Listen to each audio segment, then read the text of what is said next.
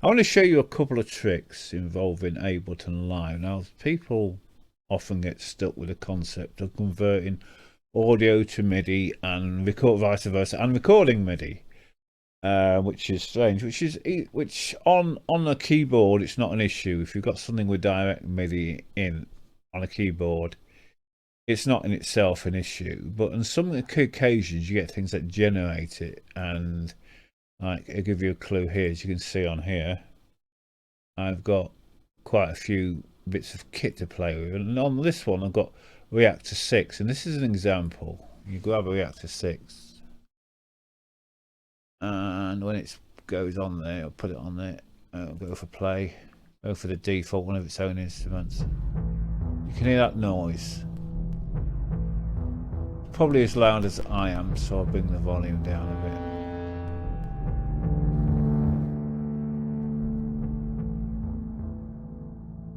Yeah, that makes no sense to me because you do it one way. Oh, there we go. Not as loud as a minute. At least it shouldn't be. I should be louder than it. Okay. Because I'm using ASIO, I can't route my mic through here. I could use ASIO for all or something, or voice meter, which can sort of trick it into using.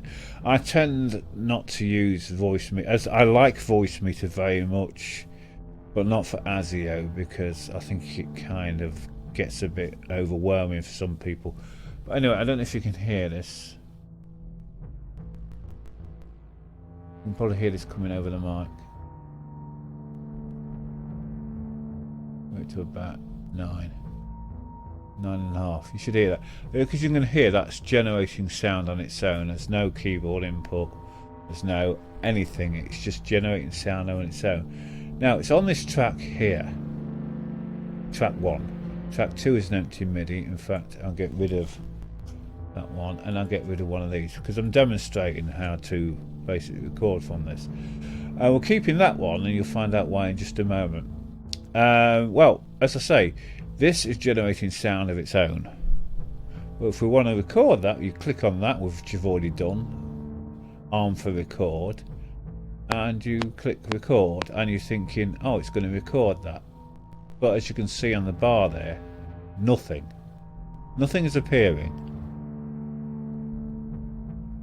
Okay, there's nothing there, no MIDI data, nothing, absolutely blank. So it's a bit strange because you want to hear it, you want to record it, which is a bit annoying. But I'm going to knock this up just a second, just so you can hear it. You won't hear me over the top, or you might not hear me over the top. Give it to about minus, I'm assuming it's in dB, minus 3 dB. That's half its volume in effect. Right, okay, now there are two ways you can record that, and they both involve a similar sort of method. Well, the first way is you'll notice that at the top of each channel, both audio and MIDI, you have an input and an output. You're going to create a bus in effect. So one way of doing it is to set this output to point to that. Now that's gone off. Now you can't hear a thing because all its output is going to this channel here. And this channel is currently, although it's not doing anything, turn that off and turn that on. You'll notice now there's greyness there. It's greyed out because we've got monitoring off. But that is picking up that sound. If you want to hear it, now we're now listening to this channel, what that's picking up from here. Okay, but now it's picking it up as this is an audio channel, not a MIDI one. Notice it's an audio channel. So if we record from this sound, this channel,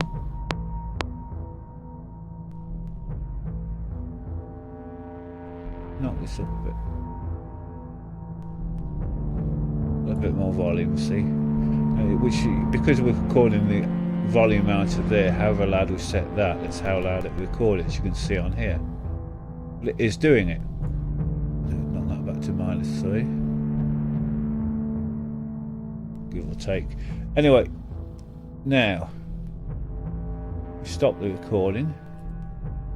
Turn off monitoring.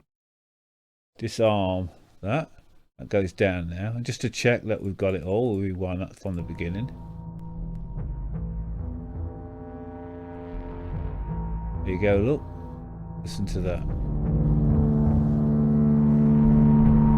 We have now recorded that. There's another way which involves a similar method than the last way, but it's going the other way. Kill that and we'll delete that. Delete it. Delete that whole thing, yeah? Okay, now we've killed that. That's still playing, look, you can still see it on there. It's just not going, it's going to that and that's not doing anything. So supposing you want to change that back to where it was, master. It's now going back to master. I forgot to mention, when you set that, it's like reminiscing me, you can actually pick the track number, although there's only one here. But in certain situations there might be more. But we'll go back to master on this. If you want external out, if you've got more than one sound card, you can actually redirect it to different sound cards by just specifying which channel. This one's only got 2, so we'll leave that as it is. But the minute we'll put it down to master, which effectively is going out to the same anyway on this card. The other way of doing this, the other way of recording, is to simply record, instead of that giving it to here, this will take it from here. So we do that by changing the input to that one, which is 1 reactor 6 down here, look. Now, you will notice now that you can still hear it because that hasn't actually redirected the output. It's still going to the master bus. But this is sneak peeking it. And here, this little one here, look, you get to choose whether you want it after any effects you've applied to it or before. So this post mixer, you've got the mixer tab, which we've not got open at the minute. And you've got the effects, which you apply effects to on this bar, then what will happen, that will come out on here as well. If we go for here, we record it exactly as it is now before we apply any VST or any sound balancing to it. You might want an exact copy of it as it is here before you do any mucking about with it. But if you want to muck about and record it, you just select one of these. However, we're doing it from this one. And now we arm that for recording. Make sure at the beginning. Because you can see it's recording again. And we'll bring that up. And have you noticed? Oh, it is getting louder.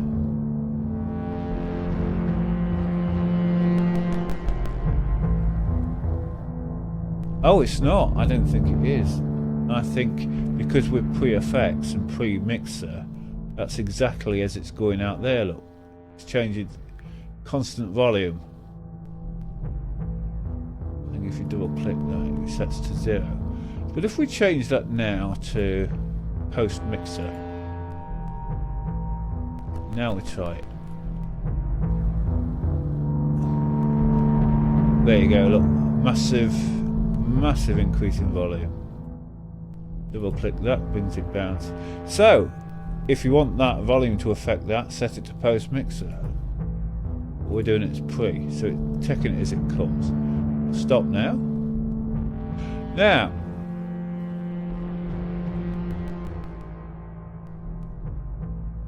I don't know how you turn this on. Oh yeah, that way. So now you turn that, that's one way of doing it. I think there's a way of also changing it so it's not dynamically generated like that. But as you can see now, does that affect that up there? No, this is the volume of the plugin. That's the volume of the channel. We'll just turn that down for the time being. Now we've got that now, which if you listen to it, turn that off, we don't want to record to it, is a recording, and it'll get louder here because that's when we boosted the volume.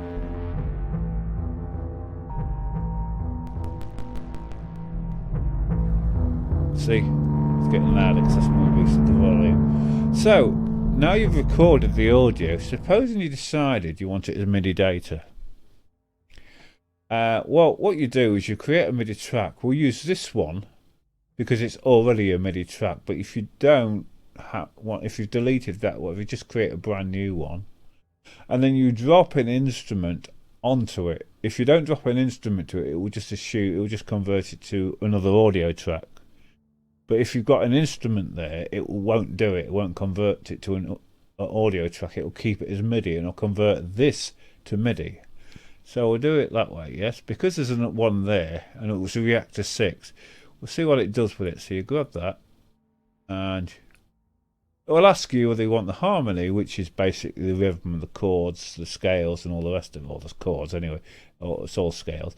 Or your melody, which is just the arpeggio stuff, or of course drums, which you can figure out for yourself. But we'll pick up that. This bit will take a short while. And it's converting it to MIDI data. And bear in mind, MIDI data has no timbre, has no sounds, it has nothing of its own. It just has notation, pressure points, and the status signals and commands, which is basically all it is. So whatever instrument is, it will make use of that instrument to play your note or to produce the music from the MIDI data. Right, as you can see, I actually paused the recording because I didn't want you to sit there and wait. It is now MIDI data. If you play it, oh no, it's playing that one. Solo this.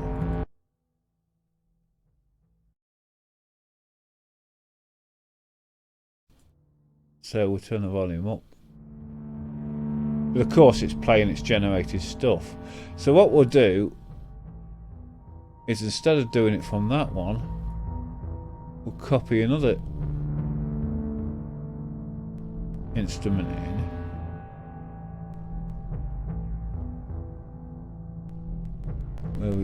Where are we? Yeah, we'll copy another instrument in. One that probably doesn't have a sound generator. Let's have a synthesizer. Carbon. Tell it not to save it. Right, okay. See now, get some volume up.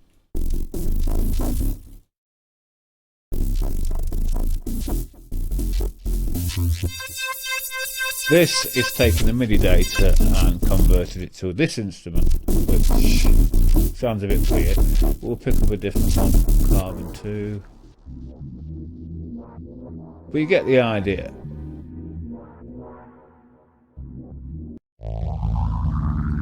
That one. This is that exact same MIDI data.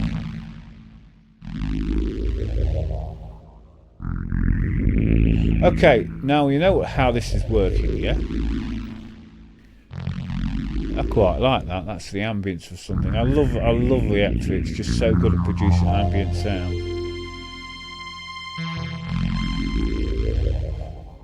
Anyway, where were we? Yeah, I actually saved that because I like that. I can do something with that. Okay, so now we can get rid of this one altogether now. And we just got this, unless you want to keep the other one and use it with it, in which case you just take the solo off and just take... There we go. Anyway. Oh, it does work, doesn't it? Yeah, okay, so what we'll do now is so now we want to convert that back into sound. And want to convert it purely to sound. Now we can do the old trick by simply recording it to another audio track, but once we've got MIDI data there, which we have now, there's a much easier way of doing it. There's something called freezing it. The first thing you do is freeze it. Now what that does is say whatever we do to this, make it, well, not permanent but semi-permanent. So any effects we've added, anything in the MIDI data, sort of burn it in, so to speak. Although if you unfreeze it, it reverses that. But yeah, that's frozen, isn't it? Freeze track. Oh, I think must have selected no. Freeze track cannot be frozen because the routing. Oh, okay, yeah. Yeah, it's got routing. Because it's routing. So we turn that off. I didn't know that, but we do know now. So we just put external in as it is. Go away. We'll put that as pre-effect. We'll just turn that because it's routing.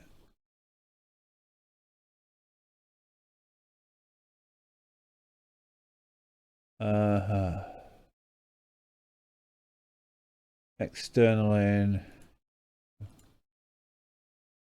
External in. No input. No input. Just put no input. Okay, so now we'll just go straight out. Yeah, we'll just go straight outwards. I wouldn't let us freeze it before because of that. So now it should do. Oh no, I think we've frozen the wrong one. Yeah, unfreeze that. But you see what I mean? It's now. Yeah, now it's freezing this one,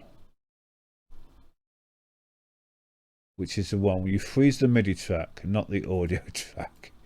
And now it's frozen. You can't do anything with it. You can't drag anything in there. But you can do something called, you can either unfreeze it, which allows you to do things again, VSTs and whatever, or you could flatten it. And look what flattening does. It's now audio data. We now have audio instead of MIDI. It's now an audio track.